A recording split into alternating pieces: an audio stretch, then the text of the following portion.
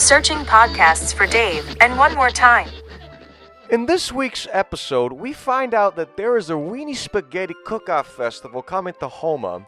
We don't know the details yet, but let's just hope that they have amateur and professional divisions, because Dave's mom is going to pull out the heirloom Magnolite pot for this one.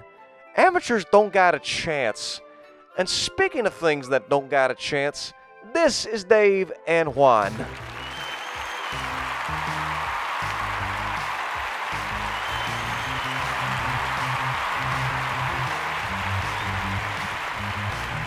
On three, number two, and one.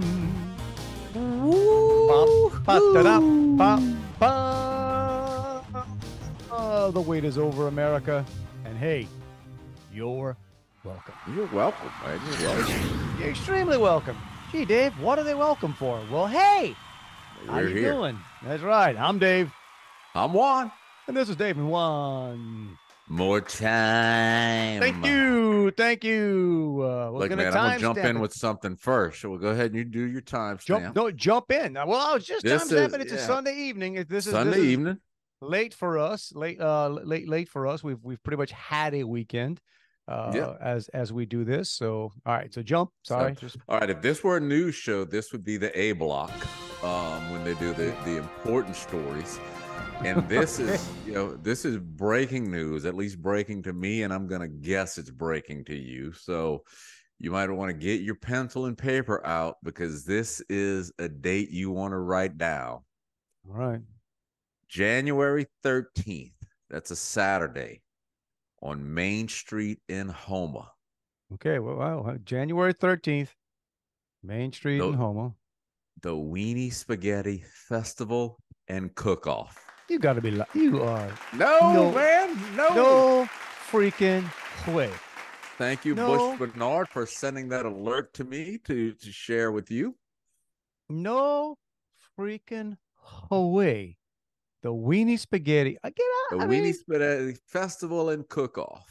I may have to change some plans. I got to see what my January looks like. We got to get your boy from the restaurant back to make sure he's in there serving up his. Man, okay, that's a side subject too. So that's from our friends at A2Fe to go. I think they're closed right now. They're supposedly doing some remodeling or something.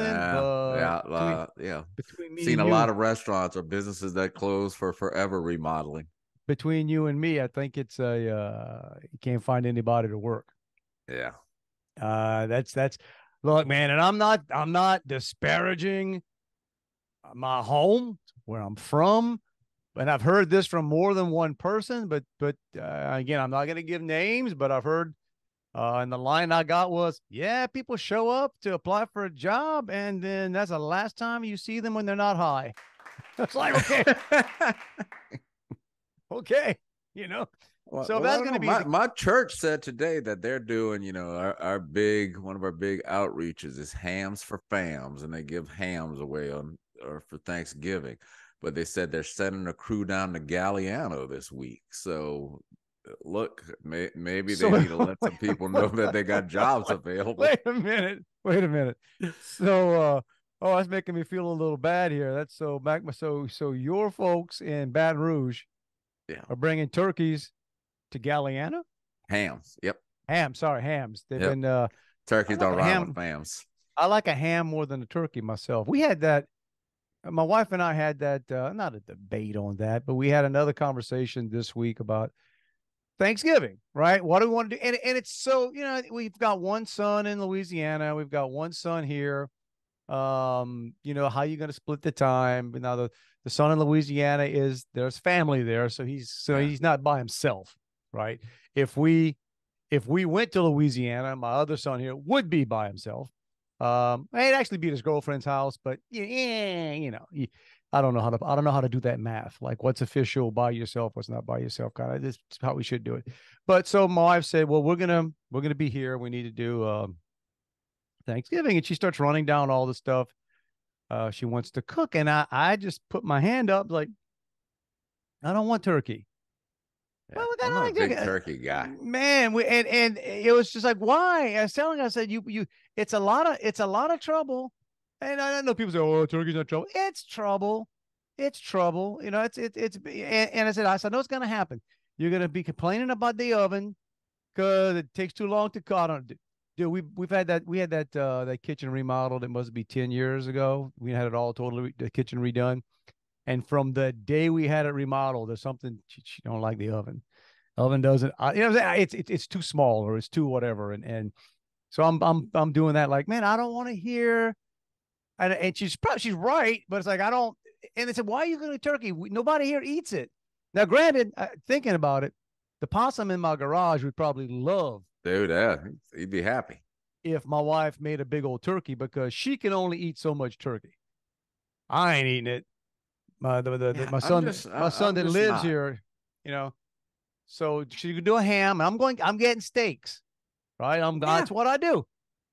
That I tell you what, 75% of the Thanksgiving or Christmas meals at our house, I'm just grilling steaks. And that's the whole deal. See, we didn't go last year because they didn't do it. Joey's families. And I'm working Friday, so I was saying, I'm just staying home. Y'all go. Because my dad hadn't done Thanksgiving on Thanksgiving Day for a few years. Because we typically go to Joey's family on Thursday, and then I don't know, it was COVID.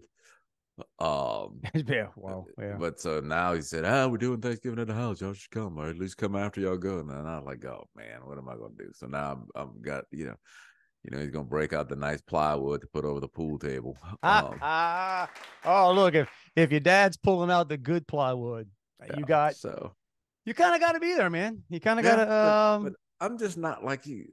I'm not into the whole, like at Joey's family. They're nice people. They've got turkey 5 different ways, and it's like, I can do without any of it. How about y'all just give me something else? We used to do, and I miss this as much as we make fun of stuff like this. But you grow up big families, and we always the holiday meals were always sort of broken up. So our family always had Thanksgiving. So my dad and his brothers and sisters and their families, and it became pretty big for a while everybody was still there, would all come over to our house for Thanksgiving. Across the street, my Uncle Johnny and Aunt Michelle, they had Easter. Everybody with Easter. Christmas, I think, was at my Uncle Elson, and sometime, or it might have been that was you couldn't run out. They had more brothers and sisters than they had holidays. So we sort of split some up. But whenever we had it at my Aunt Mary's house, God love her. I mean, just wonderful person. Everybody loved my Aunt Mary. So she'd start prepping for New Year's was her big thing. She'd start prepping for New Year's. And something about some people on the bayou, she would cook stuff a day or two before you'd get there. And you weren't always quite sure what was refrigerated and what wasn't. Because we always operated under the good old Cajun, bro, it's the holidays, it's all good. It's not but it was always, and I still tease a little my mom and with my dad. My dad would like these big meals we'd have for lunch, and then everything just sort of sat out all day, right? You'd eat, right, and you may throw, but we do the official scientific way of keeping food okay. You might put a paper towel over it if you truly want it to be very safe. You'd put some aluminum foil. My mom would put it between the burners on the gas stove because the pilot light between the burners would keep it good. Keep it, yeah, like that's. But that match flame. Yeah, burning through that Magnolite steel. And there was something, I forget what it was, man. It was like, and again, old houses. Yeah, you ever do that? You walk into a house, and it's either relatives or friends you used to have, and certain people's houses always smelled a certain way.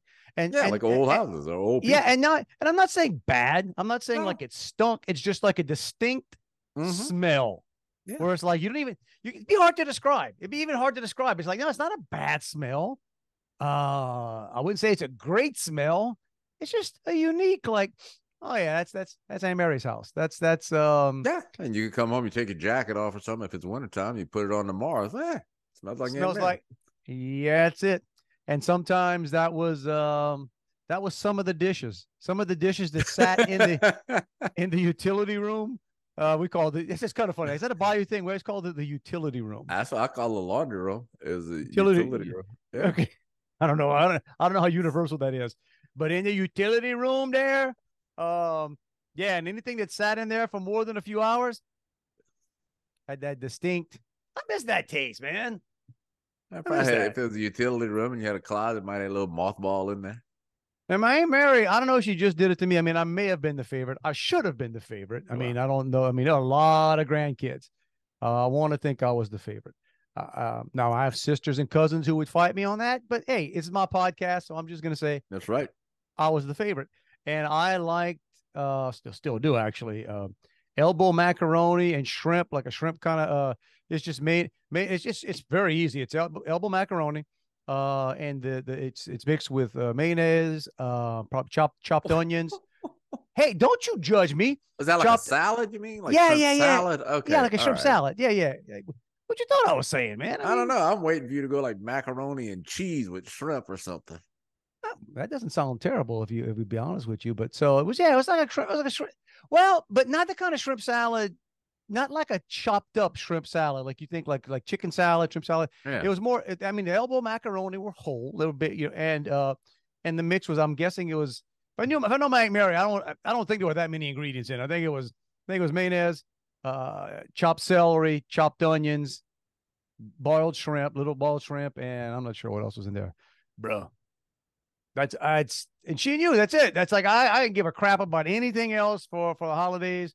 That's what I was eating. She made sure she always had a big old vat of that. And I think she cooked that for I think all the kids had their favorites. So that's one of the reasons why I think food kind of got stacked up, because there's not enough room to put all everybody the food. had to have, you had to have enough for everybody. But I got to make sure I have this, even though Dave's the only one who's going to eat. Well, this. she was one of these people, and people doing this, and I guess people have done this forever. But for Christmas prep, like to get the house ready for Christmas, was a several day event, and usually she would hire one of the grandkids, one of the nephews or nieces, to go over. You wouldn't have to hire us, but she'd pay. She always paid you for stuff. But I mean, dude, like before Christmas villages were a thing, unbelievable. The tree was so big we had to anchor it. We had to like tie it to the wall, and she was a Disney fanatic. So to say she had 200 Disney ornaments on that tree was probably an underestimation. It's amazing. But things we remember, man. Things we from our youths. From our youths, bro. From our youths. So. Thanksgiving's a big one. I remember about Thanksgiving is again, everybody came over. We that's pretty much every holiday was just you ate a lot. We always had certain relatives that would show up a little too early than you're supposed to, right? Like we had the ones who would show up late, so they didn't have to bring anything, but they didn't show up too late to eat. Yeah. We're not gonna bring anything. We're not gonna be there for lunch. We're not gonna be. Yeah. Well, I don't even know how that. What's the rule there, right? I mean, I guess you're supposed to bring something, but always. God bless my my godmother, my nanny. She was famous for being a little too early. You weren't quite getting her family. Like, you weren't quite ready yet. You weren't. You know what I'm saying? Like, hey, if we're gonna eat lunch, and I don't know what's I guess we'd always like around noon, maybe 11:30, right? You don't roll up at 10:30, right? Right. That sort of preparations are still going on. We used to always joke about that. We know who's going to be here first. And then in the afternoon, it was all a race between all my dad and all his brothers to see who was going to be asleep the fastest on the sofas. That's funny. That was, man. It was like a different version of Hungry Hippo. Mouths open, all asleep, but like could crack back on the sofas. And I might do that to commemorate this Thanksgiving, man. Regardless of how much I eat, I think I'm gonna try to I'm asleep on the sofa. Just Dude, I was falling asleep a little while ago, sitting in a chair, and I couldn't decide which way my neck hurt least, if I leaned it back or leaned it forward. Yeah, I was a little tired myself earlier too. I went to had church this morning, and You then had a busy day and a busy weekend.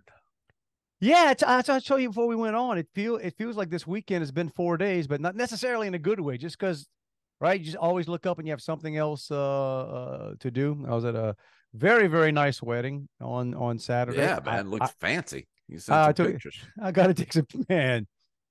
I don't know. Like I don't think I don't know what the story. I got two boys, so I guess technically, whenever they get married, if they get married, when they get married, I guess it's not really my job.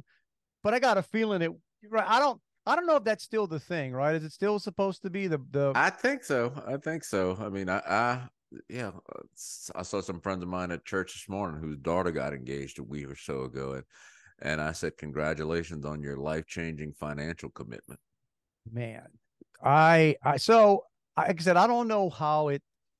What does that go back to? Is that like maybe the ancient times where the bride have to have? I What guess. was it called? Was it called a dowry? A dowry? Or dowry? a dowry? Yeah. You and I using words that sound like they might be what we mean for them to be, but we don't know if they are.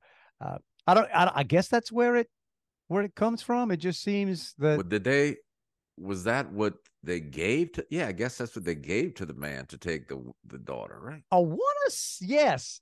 I want to say like part of being marriable, or if that's a word, was what you brought to the table. I guess I don't think we had that in school, man. Not that I would have No. remembered it if they told us, but it was always though. So the brides, and maybe it's still the case. Then I think I heard a while back that people were splitting it more and more because things are so ridiculous. Yeah, I think it's it just depends on what the situation is and what you want. So, but y'all, let me say this, okay? And I can divide the two. Like the thing we went the thing we went to was off the charts. It was I don't even know what to say. There was nothing that wasn't beyond first class. I mean, everything was crazy to the point where a guy like me is walking around saying, "What the heck did that cost?" Like, because, and I think part of it is everybody now. I guess with social media, everybody's one-upping each other. Right, it's the whole Pinterest wedding type thing. Oh, but now I wouldn't even want to know. And thankfully the people that did it, they're wonderful. The kind of situation where people that it's nice to see people that are just so really nice, very nice people who also can swing what I saw last night. But man, to sit down, like a sit down dinner kind of deal for I don't know what a sit down dinner for 500 people in a swanky place. And here's how clueless I am about a lot of things, right? So we're in there and I'm not even paying attention. I couldn't tell you how many tables there were. That's the other thing. We walked in and there's this big, beautiful board with whatever, and there's our, and we have table assignments. So, bro, this ain't like a Cajun thing where you show up and you want to go sit with your partner and all the women are going to be sitting over there doing what they're doing and the guys are going to be drinking Bud Lights. No. You're going to go sit where we tell you to sit in your assigned That's your name place. tag on your table, your little name tent, I'm sure. Well, you got to choose where you sat at the table, but they were very defined. And then when it came time to eat, it's just this huge buffet, but I mean like a carving, and the food was great, but and they had to release your table, right? They would, when your table is released, to try to keep the flow going. But I'm not even. I guess like going to communion at Christmas Mass. Maybe so. I don't know. First three cues, get up and go. This was not a Golden Corral situation. Let's just say that. But so I'm not, and it's a beautiful the venues. It's insane how big and nice and everything is. But I'm not even paying attention to like our tables. you take things for granted, like table decorations. And as my wife that pointed out to me, every other table had this, like it was, I don't even know how to describe it. It's sort of on stilts, but this massive floral arrangement. Okay. Sitting there. And the tables that didn't have that had a smaller, nice, really nice floral arrangement sitting on the table. And I'm sitting there thinking, man, when I go to Sam's and I buy some Sam's flowers for my wife, and the nice ones that aren't anywhere near this, I'm doing the math in my head, dude. Yeah, I'm gonna go ahead and bet, a few $100 for a decent centerpiece. Yeah. And part of me wanted to say, like, who's taking this stuff home? Somebody. Yeah, go dive. Be ashamed to throw all that. But yeah, man, I sat there just soaking it all in and saying, wow, this is the only negative I would say is I don't think my sons get married, and I don't care if I'm paying for it or not. I don't want a DJ. Nah, it's let me put it this way. I don't mind if it's someone playing music. I don't want an MC. Right. It's not an entertainer. Oh, it's one of those things. It's like, man, did you look at the gig? Did you look at this is one of the nicest, again, one of the most beautiful things I've ever seen. And this dude could have been working a rodeo. I mean, hey, what's up, everybody? Yeah. Announcing how long the bar is open. I don't think you need to be telling that, man. Like, especially, let y'all know the bar closes at 8. Okay, dude, it's 5:30. Yeah, last call for alcohol. I mean, I got to go home, but you got to get the hell out of here. Better hurry up, y'all. There's only 2.5 hours left for the bar to be open. Yeah, go ahead and double fist it.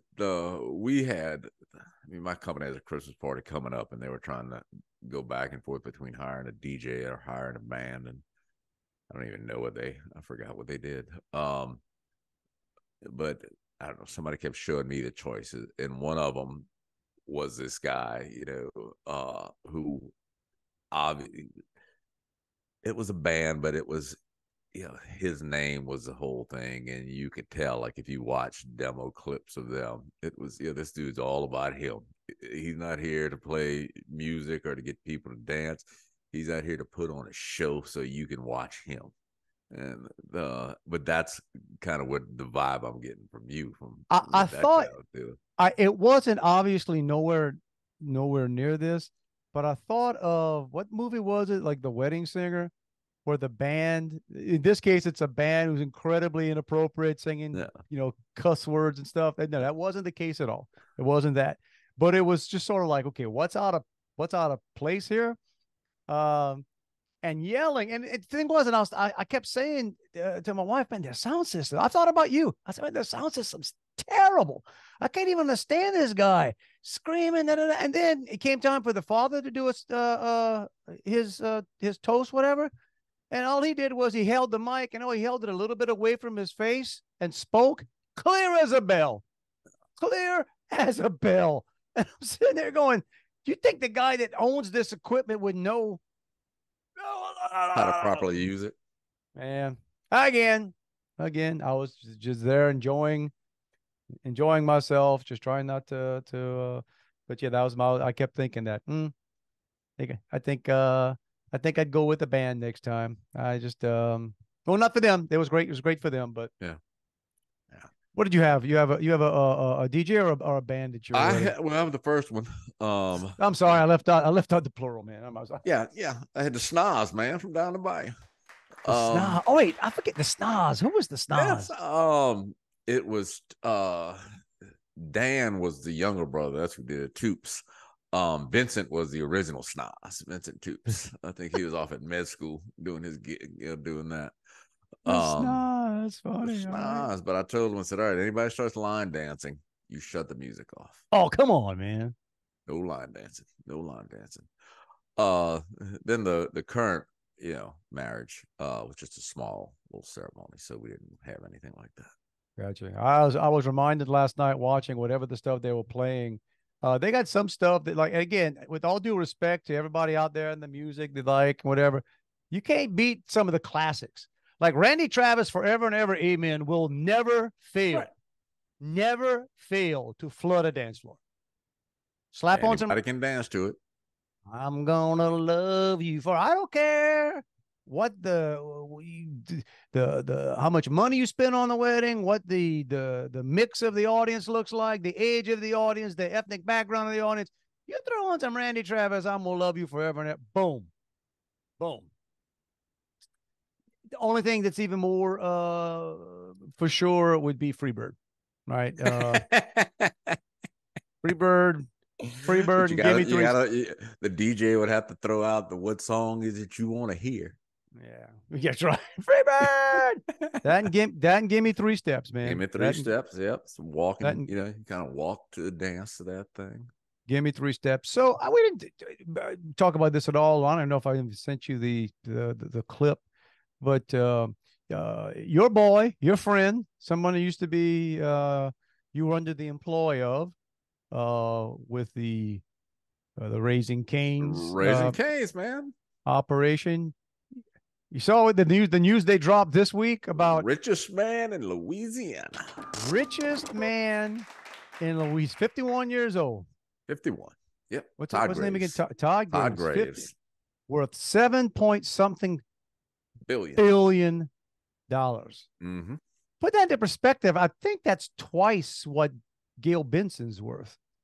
Yeah, he's up there, man. Now, don't get me wrong. Top 300 in the world. In the world. I saw that and with interest. I got his phone number in my phone. Yeah. Got your phone number. All right, just get extra sauce anytime you want. Anytime I want. We see, because here's my plan. So it was. My daughter had swim meet this week, the state swim meet, and did real well. And it was in the paper. And on that day, the sports section backed up to the business section. So the page with my daughter's picture is beside the page with him with the money. The story about talking him. About right. So I'm going to take that picture to him. He went to the same school where she's at. And I'm going to just say, it's the mascot is the Knights. So this is going to be the subject of the email I'm going to send him. It's going to say Knights in the news. And I'm going to say, hey, this is just a heads up. She'll be in Houston in 2 years. NIL money. NIL, Bubba. NIL. She'll swim in a chicken outfit if she has to, man. Yeah. So this is the other thing that story reminded me of. Reminded me of that story. When we were at a swim meet, my dad likes to shake hands with all the swimmers and stuff. And so he's reaching out to one kid who comes up to him, the fist bump. Okay. And that looked, I think it confused him at first, my dad. And it made me think, I'm 61 years old. I've never initiated a fist bump in my life. I've fist bumped multiple people on a weekly basis, but I just don't think I've ever initiated one. That's an interesting thing to pop into your head, but yeah, it's just a weird thing to me because it's always when I see people reaching out, I stick my hand out, then I notice they got a fist hanging up. I was probably the same way. I guess that COVID nonsense got us all. I don't know, but the reason that connected me to that, the first fist bump I ever had was with Todd Graves. And it was I started working for him in 2004. So it was like the early days of fist bumping, and the early days of fist bumping. So I had to meet with him somewhere. His assistant was driving him somewhere. I had to bring him some stuff. Have a quick meeting in the parking lot of a Chevron station in Baton Rouge. And as I get there, he reaches his fist across the car, and I'm like, I don't know what the hell this is supposed to do. Are we going to touch fists there? He didn't want to get chicken grease on you, man. He probably just put some. So when did he launch Raising Cane's? 1998. So it's been around longer than 1996. See, I would not have thought it was it was then I'm not that impressed that he's worth $7 billion. I mean, that's a long time. That's there goes my AirPod. Hang on. Overnight. Man, I told my wife the thing that's funny to me about that, and it's the motivating thing about that is let's go back to the late 90s. If you were looking at it, you think anybody says, you know what we need another fast food chicken place? No. You'd have thought there's no way. Man, Popeyes has that. You're not gonna be Popeyes. And in some pathetic parts of the world, they like KFC. I need KFC in decades. It could be great. I don't know. Well, I'll tell you, if it's great, they changed it since I had it. It's been a long time, but KFC just never really struck me. Have you ever had the ones? It's like that the gas station chicken. What's the I'll call it the gas station chicken. Like, is it Frenchies or Oh, there's a lot of different ones. Yeah, no, I'm always tempted if I wasn't afraid. Because they never put those. There's crispy chicken. Yeah, there's a lot of brands that are just in gas stations. My company sells a lot of them. So, you sell chicken, fried chicken? Yeah. Get out of here. Yeah. We don't sell it fried. We sell it, uncooked, fresh. No, not fresh, frozen. Fresh-ish. Yeah, yeah. It's. I have just a lot of people love. Yeah, they always say that, you want a gas station or convenience store, has great food. I even still working in that business, it's hard for me to, all right, maybe so. I could see, yeah, but I see that sometimes and think it's got to be okay. They're still selling it. Like for the longest time, some of these hole in the wall, you figure that, or the one that I can never in my life get around to buying was a hot dog on the rotating thing in these. No, you don't want that.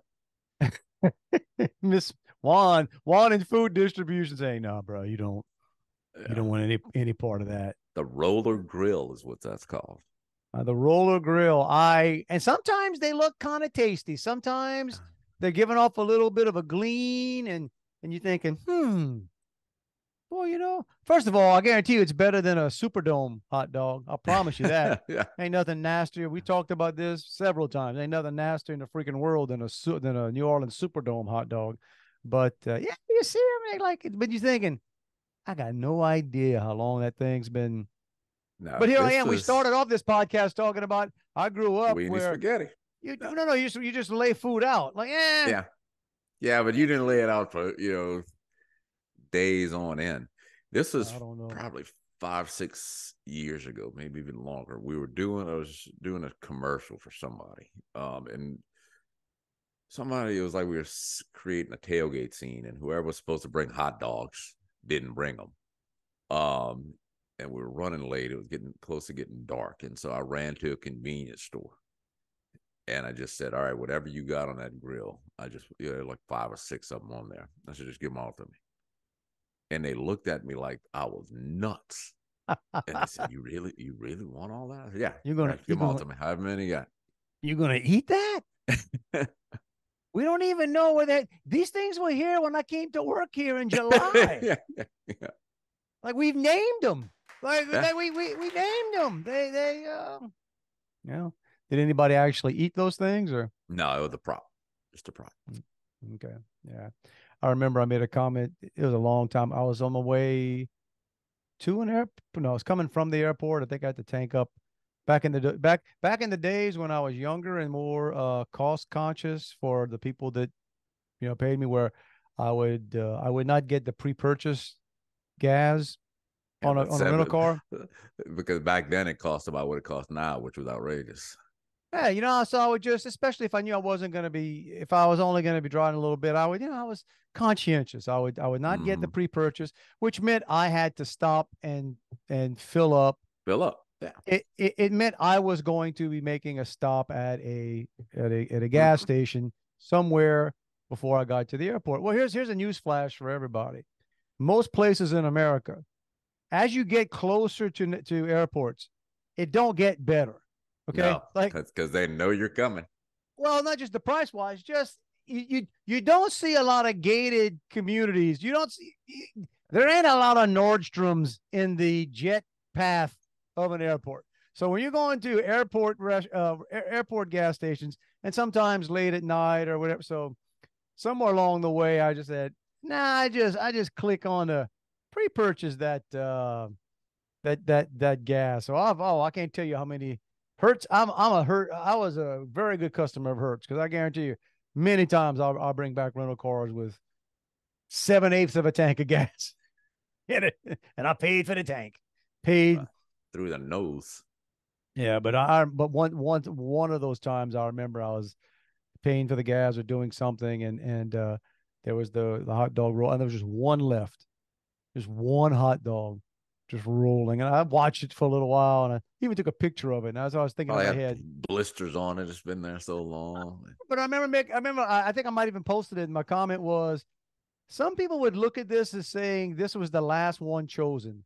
I look at it as saying this is the sole survivor. This guy won, right?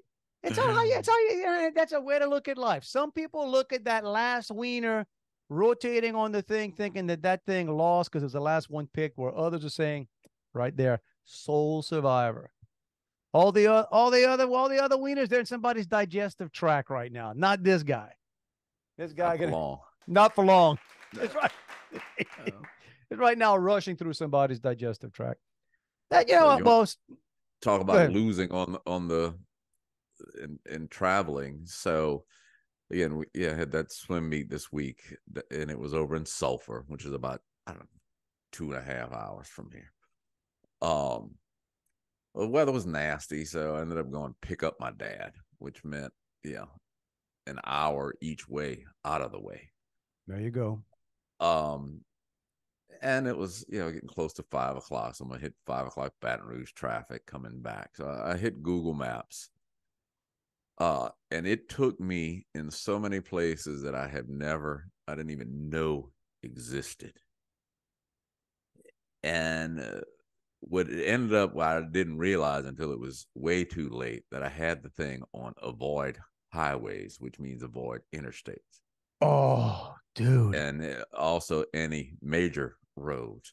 So when I tell you I'm on more back roads than like I said, towns that I didn't know existed, running parallel to the interstate, parallel to 190, which is the other main road.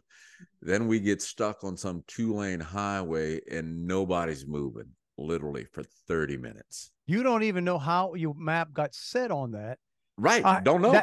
Happened to me once on the way from here from Houston to San Antonio. And Google kept trying to get me off. It was telling me every exit to get off of I-10.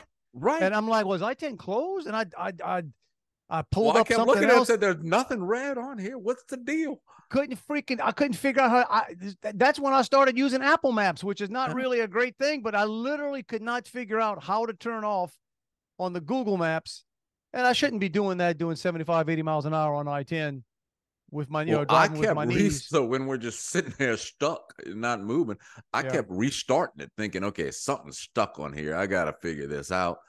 So then literally after sitting there for 30, 40 minutes in nasty weather, rain, I said, I'm going to ask somebody if they know what's going on. So I get out and I'll walk to the car behind us.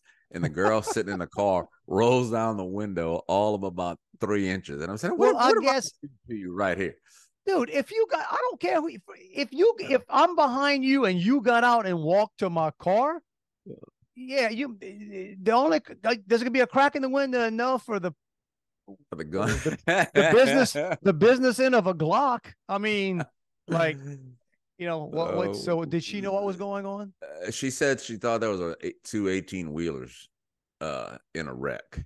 Sounds like a made-up story. They're always making up stories. And I said, well, I'm trying to get to the other side of Lake Charles. And I said, is there a better way? And she gives me all kind of different. Oh yeah, like I know where that's at. But, so we just sat there. But literally, we were running low on gas. So now I'm on like 190. What a shock! You were running low on gas. So it's like, well, I'm gonna just cut up to Lafayette, where I can find a gas station. But like you said, the whole way, so I'm now on Interstate 49 going south, and it's wanting me to exit every single highway And that's when I started to say, well, this is weird. I just don't get it. Not like in the good old days, we just used a map. Yeah. Everybody, you tell that to young folks today, and they look at you like you were a pilgrim or something. Yes, we didn't have phones. You couldn't call anybody. You had your freaking map. It was always folded. You hope you didn't need it, but man, heaven forbid you go into that glove compartment.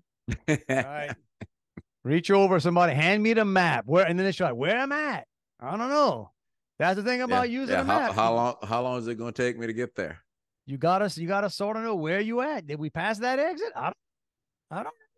Dude, when I moved here to Texas back in 2000, I think it was, 2000, maybe the beginning of 2001, and I had territory. I basically the state of Texas. I covered a lot of ground doing things, and you'd buy some big. I had a book, like it was a map book, laminated. You buy these things. These things are expensive. Like my company paid for it, but for Texas roads, like back roads and stuff. Oh man.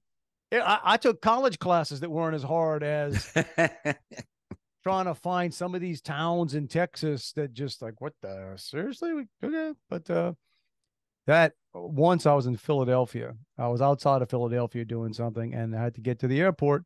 And this was before we all had, I think we had cell phones, but they weren't smartphones. Okay. So you didn't have any of the real time Google Maps and stuff. Right. But I had a Garmin. The good old simple Garmins that had the maps, but all the Garmin was a slightly fancier map, and it would talk to you, tell you. And I remember hitting in from where I was to get to the airport in Philadelphia, bro. When I tell you, and I guess the Garmin was set to, from where I was, bring me the quickest way. Well, they define quickest as shortest distance, not jump around, take a loop or anything. And it took me traffic time through the middle of Phil. I was following a city bus. Okay, like I'm behind a city bus making stops, making all the stops. Dude, I can't even tell. Cray and no stress. I'm trying to go get on a plane. All right. Now I tend to give myself a little time, but I didn't have that much time. Oh, I can remember making random U-turns and just waiting for it to kick back on. And again, kids, we were basically pilgrims, what I was saying, right. or pioneers, just heading west. But obviously I made it. So it's all good. We were talking earlier. I said about the digestive tract comment. I don't know why I thought of this week. We were at this restaurant around here, and I'm always fascinated by, bathrooms, restrooms in these places, public restrooms, and they get various upgrades, and I'm fascinated by urinal technology, right? The when they change designs or they do, it's like, it's because you got to figure somebody's out there. It's like always trying to create the better mousetrap, right? Everybody's always trying to better urinal technology. Although we've both agreed that we don't like the waterless urinal technology. No, that just doesn't seem right. But this was one, and you've seen it before too. And I think the company's Syntac. Shout out, you probably know who Syntac is. But I hadn't seen it in a while. It's the one where nothing to do with the urinal, but on the wall there's a square, like a block. And in the block is, I guess, the deodorant, the the brick. Yeah. And, no, not the brick. It's not a brick, but then there's like a tube that comes down and it drips into the urinal. Right? So look, that's not new. I'm sure there's been, but I hadn't seen one again, and it's almost like Cirque. I wanted to Google, like, when was this the most popular? I was trying to date the bathroom I was in, and who at one time decided, you know what we need? Okay, we figured out we can't make this stuff not gross. Let's just drop a chemical. Let's run a tube and just put a steady drip of something that smells a little better than whatever this place smells like. I think our ancestors had it figured out. It was ice. Yeah, the ice. The back in the colonial days, man. If you a fancy place, fancy establishment, ice. Yeah, Iron Horse, bro. If it was a good band, You had to put ice in the urinal. They had ice in the urinal. That's That's how you knew it was gonna be a good night. that's that's a that's a good line. How good's the band playing at the Horse, bruh? They 3 filled the bags of urinals ice. with ice. They knew it was going to be a good weekend, man. Somebody was on urinal ice duty because there was going to be a lot of activity going on. The Now Iron Horse. you brought it up, but I had saved this a couple of weeks ago and I just found it. So, see, I'm going to send you this. Okay. In an attempt to reduce the cleaning cost, Amsterdam airports installed a picture of a fly in the urinals so that men can aim at it and avoid splashing the urine. It works. So apparently it's the sweet spot in the urinal. That's been around for a while though. They just brought that back, but they years ago. I remember that was what somebody, yeah, exactly. I'm sorry, y'all. I'm sorry. We start talking about weenie spaghettis, and before the podcast is over, we're talking about urinal technology. I'm saying sorry. I'm the one that went down that path. But my favorite my favorite restaurant these days in Midtown, where we were actually there today. Super nice. Everything's great. Nice urinals, by the way. Let's just say that. Very nice. But the bathroom floor, and I know they're cleaning it all the time. It's when you walk in and a floor is slippery. Always slippery. Right? Yeah. That's not from people washing their hands and dripping it. Well, no. But it's not even near that area. It's you know what I'm saying? It's a big. This place is it's an old building, like the restrooms, and again the restrooms are very nice.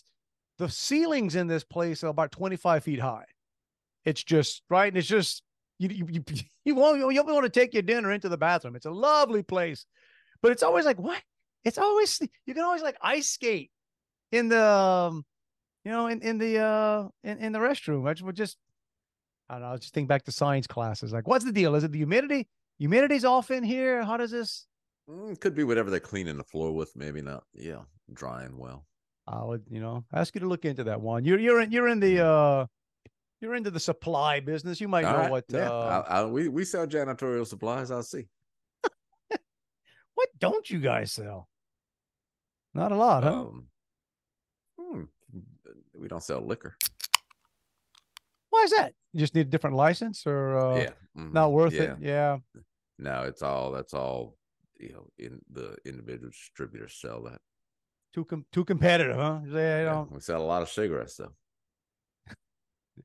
Do you store your own cigarettes? Do you have like a warehouse of cigarettes? I don't want to. We have a warehouse that's in the cigarette cage, is what they call it, because it's that secure. I don't have access to the cigarette cage. You have to. You don't have access. No, you give like a key card that lets you in certain areas. Only certain people can get into the cigarette area, and I'm not one of them. You got Todd Graves' cell phone number on your phone. like you literally right now while we're talking can text the richest man in the state of Louisiana, and he probably would respond to you. But you do not have access to the cigarette cage. No. At your, what do you have to do to have access to you? Like, is that above your pay level? There. I mean, working. No, I mean it's the owner. It's just restricted to the people who work in there. It's I was about to say, how many brands of cigarettes are there these days? Oh, a lot. I don't know, but really, it's you. Yeah. That's a weird business. It's first of all, like if you've ever watched The Sopranos and stuff, you'll see that they hijack 18-wheelers of cigarettes because they don't have the stamps or whatever. The stamp. So, and you can't stamp them until you sell them. So that's part of the reason it's so because the ones in there are stamped until they're ordered. They're not stamped. I'm sorry. So people want to go out and try to if you steal them, you can go sell them. On the black market. I am not. Listen. I'm. Don't get me wrong. I for all the complaining I do about things. I mean, I like the fact that you can walk into restaurants now and not like in our day, or bars. Not that I go into very many bars, but I go to like a lot of hotel lobbies and stuff like that. Okay, I do enjoy the fact that you can do that now and be able to breathe. Okay, don't get me wrong.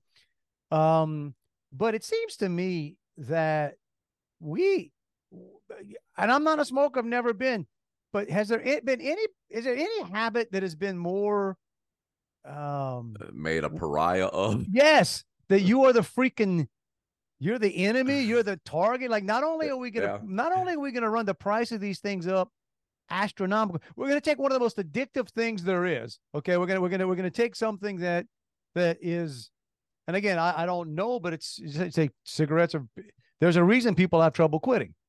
Yeah. Right. Extremely addictive. And we're going to just do stuff to make them. What's a pack of cigarettes go for now? I have no idea, but I know I think a carton of cigarettes in a store goes for, and I think there's 20 packs in a carton. I think it's $100. So $5 a pack. Oh, that's when you're buying in bulk. Well, they say like in New York, that's what. There's some famous case a few years ago. One of these guys that the cops had a run in with, and cops got in trouble for being too rough with the guy. I mean, it's one of those things. It's like the guy, man, don't resist arrest. He's selling cigarettes, yeah.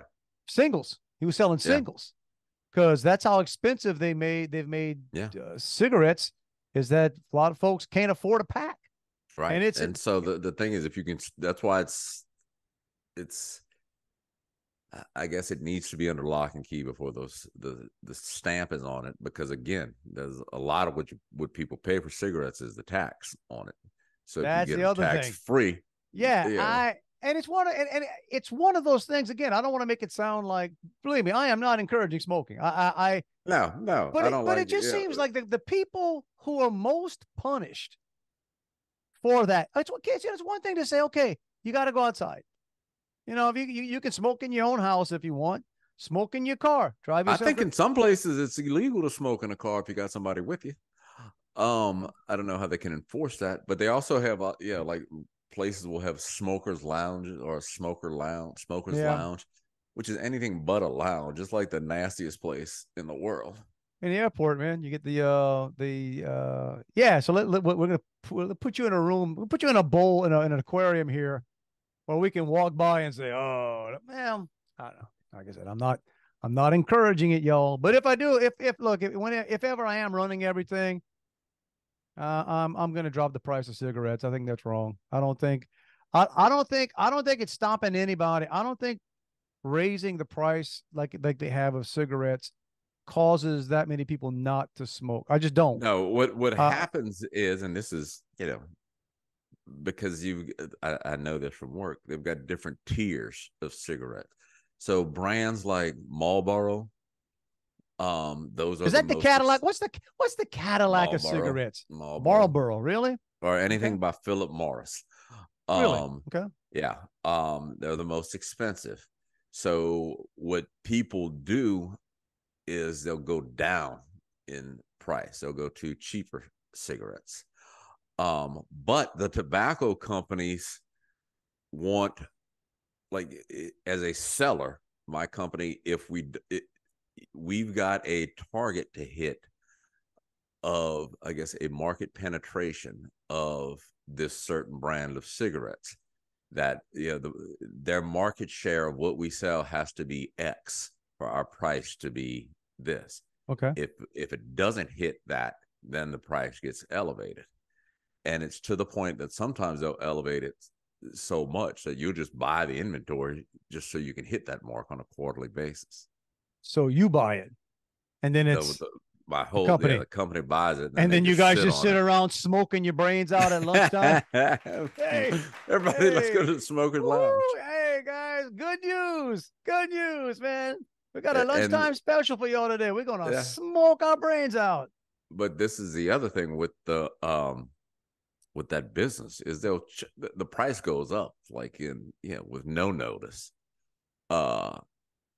And so, we regularly send out invoices or notices to all our customers that, hey, as of today, this brand of cigarettes is invoicing at such and such.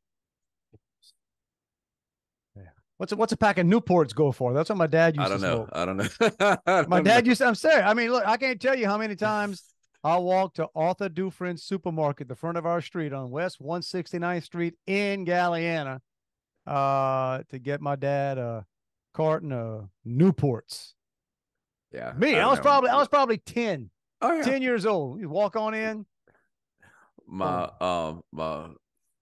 parents both smoked, and I don't know who smoked what, but one smoked True Blue and the other one smoked True Green, and I guess green was the menthol. I think my dad did the menthol. I swear to you, I said that in a joking way today. My wife and I, before we went to see a play, we sat down pre-gaming at the play. I told her, I think I'm gonna take up smoking. She said, what? I said, no, my dad used to smoke and he never seemed that upset when he was smoking. I don't think it's good for him. I don't think it's good for anybody. But no, it seemed to be, he had it under control when he just had he just puffing away. I said, I don't know. I'm sweating too much stuff. I really think I need to I need something else to worry about. I got to take up smoke. That's a joke, guys. We're not doing that. Not doing that.